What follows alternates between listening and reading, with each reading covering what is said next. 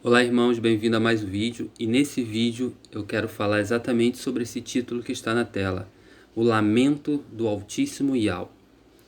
O que isso quer dizer? Quer dizer que no momento em que houve a rebelião e que o Criador percebeu que não havia mais tempo para tolerar todas aquelas afrontas de Lúcifer e dos seus aliados sobre um novo governo que, logicamente, os céus não aceitava, porque o Criador ele fez leis para serem cumpridas, e aí o Criador se lamentou profundamente. Foi o último momento em que está escrito no livro do universo, e até onde eu vi, foi o último momento que o nosso Criador ele se, ele se pronunciou para todas aquelas hostes. Foi nesse momento aqui que eu vou ler com bastante detalhe, e é realmente tocante o que o Criador falou nessa lamentação. Ele fala literalmente como um pai. E houve um tempo que o Criador estava tolerando tudo isso, mas chegou o momento que ele falou: daqui para frente não dá mais. Vamos romper esse tipo de ligação. Então Satanás, depois dessa lamentação, ele jogou o manto celestial que ele tinha, o manto de luz, todas aquelas vestes e a coroa real que ele havia tido, e ele seguiu para as trevas e a luz dele se apagou, infelizmente. E, e o Criador ele até fala aqui que eles romperam a divisa da luz com as trevas, né? Então a gente vai ler aqui com muito cuidado, e realmente ele fala de uma forma muito bonita, muito tocante aqui. Aqui do lado da esquerda para a direita, vamos ler aqui juntos, olha só. Ao ver um terço dos súditos transporem as divisas da eterna separação, não tem mais volta, o Criador, Deus, deixou extravasar a dor angustiante que por tanto tempo martirizava seu coração, curvando-se em inconsolável pranto. Ou seja, o Criador estava se martirizando, ele estava se doendo por dentro de tanta acusação, e ele não queria colocar para fora. Mas chegou o momento que ele colocou toda essa dor e essa lamentação para fora. Então vamos lá.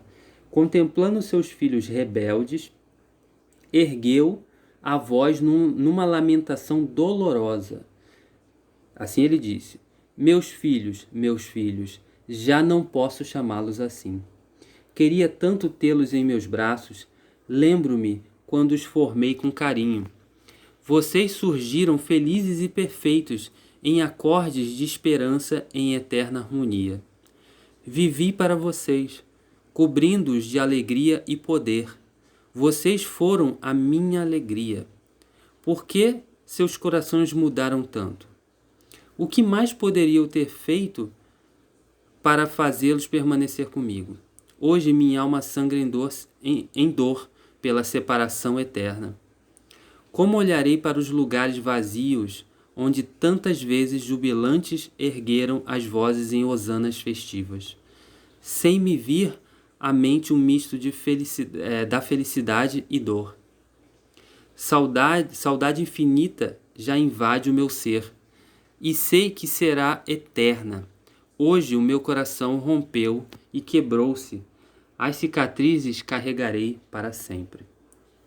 Depois de proclamar em pranto tão dolorosa lamentação, o Eterno, dirigindo-se a Lúcifer, o causador de todo o mal, o Criador disse para Lúcifer: você recebeu um nome de honra ao ser criado. Agora não mais o chamarão Lúcifer, mas Satã, o Senhor das Trevas. Isso foi na rebelião que aconteceu. O nosso Criador, ele estava extremamente triste, ele estava sofrendo, porque ele é pai. Eu não sei, mas muitas pessoas não conheciam, eu acredito, né, perdão, eu acredito que muitas pessoas não conhecem o Criador como pai. Por isso que os livros apócrifos, eles foram tirados da Bíblia, porque tem uma visão completamente diferente que nós conhecemos do nosso Criador. O nosso Criador, ele tem um amor extraordinário, estratosférico por nós. Ele é literalmente pai, e muitas das vezes o pai que nós nunca tivemos aqui em terra, que muitas pessoas inclusive sofrem até mesmo com seus pais aqui em terra. mas esse Pai, ele é perfeito. Esse Pai, ele não nega nada, inclusive, logicamente, o livre-arbítrio, lógico. E ele sempre veste os seus filhos fiéis, obedientes, com um manto de glória, de felicidade, de grandeza, de luz. O nosso Criador é perfeito. E esses livros que trazem o Criador, esses livros apócrifos, chamados apócrifos, mas são livros sagrados, são livros escolhidos pelo Criador, que o Criador pediu para o rei Melquisedeque, Melquisedeque, escrever, e Melquisedeque disse para Abraham esconder na caverna, porque era para os últimos tempos, ou seja, para nós, para esse povo de hoje, que nós fazemos parte. Quando a Bíblia foi montada, eles queriam colocar o Criador de uma forma Deus, aquele ser que não tem sentimento, que fala algumas coisas, mas não tem. E aqui nós vemos nessa lamentação como ele, por mais que ele estava irritado, chateado, sabe, com tudo aquilo, com tantas acusações, o Criador não matou Satanás, ele não falou, pronunciou palavras ruins com ele. Olha o que ele falou.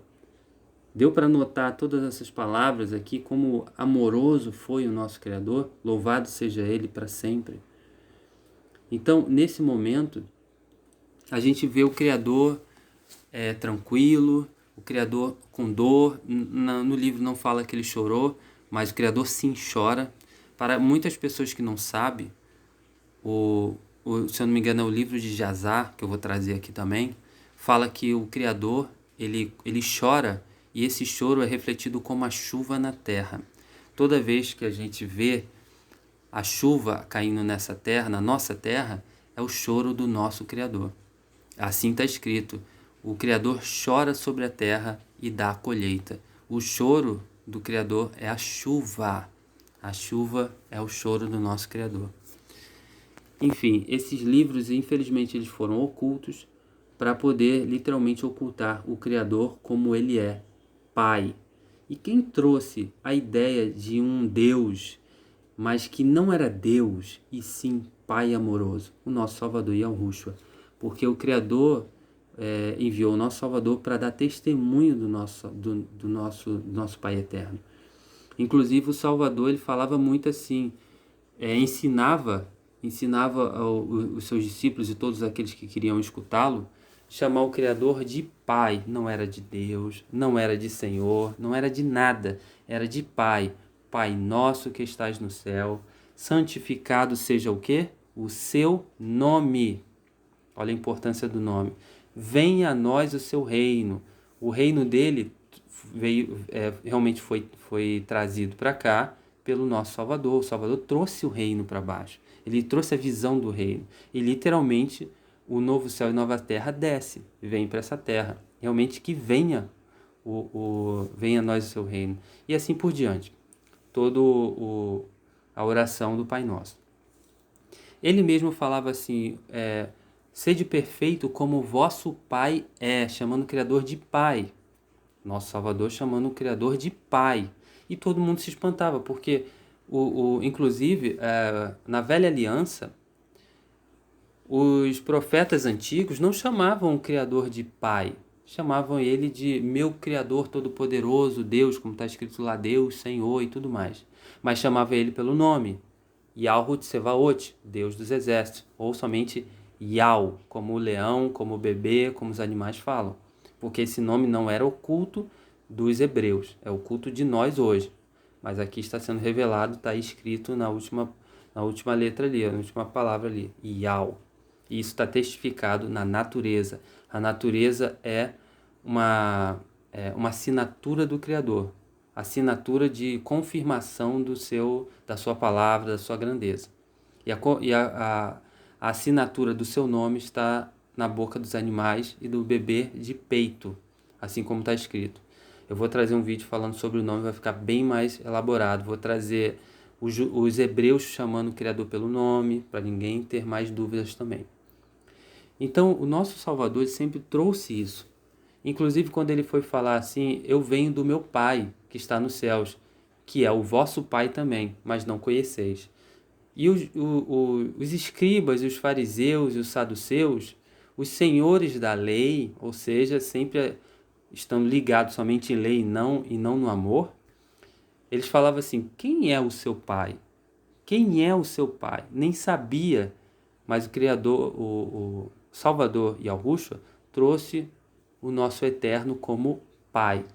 E assim está hoje aí, desde a Bíblia, mostrando o Criador o tempo inteiro como Senhor, como Deus, como isso, como aquilo, e sempre falando um monte de expressões dele, mas não chama ele de Pai. E aqui eu trago um dizer lá do, perdão, uma parte em que o Criador fala lá nos céus, isso aqui foi no sétimo céu, no trono dele no Monte Sião, que ele mostra esse amor dele, esse carinho até mesmo pelo Hassatan, no caso aqui o Lúcifer, que ainda era o portador da luz, e ele ainda estava em glória aqui, ele não tinha perdido a glória dele. Foi só depois que ele falou aqui nesse ponto aqui embaixo, olha, nesse ponto aqui, ó, agora não mais o chamarão de Lúcifer. Esse nome foi a Igreja Católica que deu. Infelizmente eu não consegui rastrear o nome exato de Lúcifer. Esse foi a Igreja Católica que deu, que era Luxifera, se eu não me engano. Ou seja, a portador da luz. Mas ele tem um nome, sim, angelical, que eu não consegui achar. Mas Satã, o Senhor das Trevas, foi nesse momento aí que ele já estava a ponto de largar toda a glória de luz que ele tinha e transpor para as trevas. Dando seguimento aqui nesse próximo banner, a gente continua naquela parte em que o Criador estava no trono e ele falou tudo aquilo para Satanás e um terço dos anjos que estavam com ele. E os fiéis ficaram muito tristes com isso.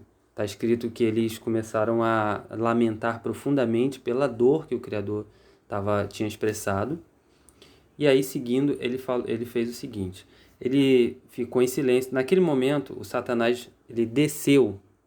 Depois dali, só para situar, ele desceu e veio para essa terra, para as trevas obscuras. E aí ele tinha largado seu manto e foi embora com todo o pessoal. Né? E aí aqui tá a sequência. Todos os fiéis ficaram observando e falando: e aí, e agora? O que acontece? Queremos saber o que acontece, queremos que o Criador faça justiça. Ele sondou o coração de todas as hostes celestiais e ele sabia o que fazer, ele já tinha um plano de resgate. De resgate dos fiéis e mostrar a justiça nesse sentido. Aqui a gente vai ler um pouco mais, olha só. Na face entristecida de Ial, manifestou-se por fim um brilho, ou seja, ele já não estava, ele tinha largado aquela tristeza que ele estava transparecendo. Por fim, um brilho aos fiéis. Deixa eu ver onde eu estava, deixa eu voltar aqui. Na face entristecida de Ial, manifestou-se por fim um brilho que aos fiéis animou. Erguendo os poderosos braços ante as trevas, ordenou em alta voz: haja luz. Aí começou a criação, né? Imediatamente a luz de sua presença inundou o profundo abismo e, triunfando sobre as trevas, revelou um mundo inacabado. Um mundo inacabado. Aqui, o que tinha nesse mundo aqui que o Satanás queria tanto ver? Não tinha nada. Não tinha nada desse interesse todo, foi só rebeldia. No caso, havia um mundo inacabado. Quando ele iluminou as trevas, ele teve que iluminar, porque todos os fiéis estavam querendo saber o que realmente estava lá. O que está lá naquele pontinho preto? Qual é a sabedoria? Só o Hassatan e aquela 1/3 parte dos anjos vai saber. E a gente está... Se lembra que eu falei no vídeo passado que eles ficaram empolgados com a ideia de Hassatan, mas não aceitaram? Eles permaneceram fiel, mas ficaram empolgados. Então o Criador fez ele teve que iluminar as trevas, que aqui estava um mundo inacabado. A gente pode imaginar qualquer coisa, uma árvore voando, não sei. O mundo estava inacabado, entende? De uma forma assim, vai da imaginação de qualquer pessoa. O mundo não estava pronto. Por isso que ele estava reservado a ele isso. Mas vamos voltar aqui. Imediatamente a luz de sua presença inundou o profundo abismo e, triunfando sobre as trevas, revelou um mundo inacabado, coberto por águas cristalinas. o mundo revelado era a Terra, ou seja, a nossa Terra aqui, visitada pelas trevas e pela luz. Ela seria o palco da grande luta, literalmente um palco de uma grande luta que vai acontecer daqui a pouquíssimos anos. Nós não sabemos, mas eu tenho certeza que são há pouquíssimos anos.